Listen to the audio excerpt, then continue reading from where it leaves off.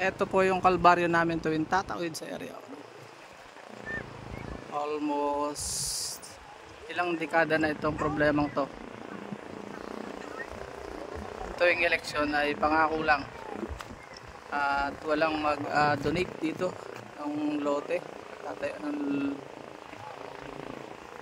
lupa, kinakay na. So kami dito ay tatawid. Sige pa, Si maglalakad na kami. XRM ay lalakad kami o ano, katakot. Depende kung kakayanin namin to. Ang layo, tatawid siya oh. Yan yung kalbaryo na maging video to. Surak oh. Punta po ligam sa area. Pero ngayong katapos na eleksyon, sana huwag pangako lang ng mga politikong nanalo. Kawawa naman, marami kasing community diyan, mga katutubo. O kaya yung kasama ko, pinakay na. Hindi mo na patatakpan kayo, Paul? Hindi na? Para sigurado, hindi na namin patatakbuhin. Pag tumirik,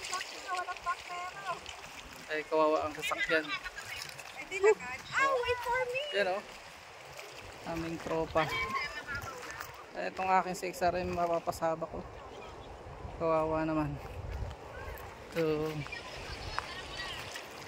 ayun, makasama ko. Kalbaryo talaga. Dalawa ito doon sa Malbar at sa ito Malbarte Malbar, Bagto River. Yung sa doon sa Mahabang Para. Panawagan ko lang sa mga nanunungkulan sa nasa pamahalaan, sana ay makakatulong kahit pribado, sana makatulong ako pagpagawa dito ng tulay. Yun lang. Oh, ayan ang aking kasama ng kabady, Kuya Cardel. Cardel, kaway-kaway. Oh, ayan oh. Ito na ang tsinelas ni Cardelo, tingnan mo. Ito na sa ayan. bakang, ang sapatos. Kuya, anong panawagan mo sa mga nanunungkulan natin? Yung mga bagong elected official ngayon ay magkaroon ng tulay itong Bagto River. mga ilog. Oh, yan ikabady ko si Kuya Cardel lang matagal na. Yung mga ilog natin dapat may tulay na. Oh, yun, doon namin kasama. Kaya lang po.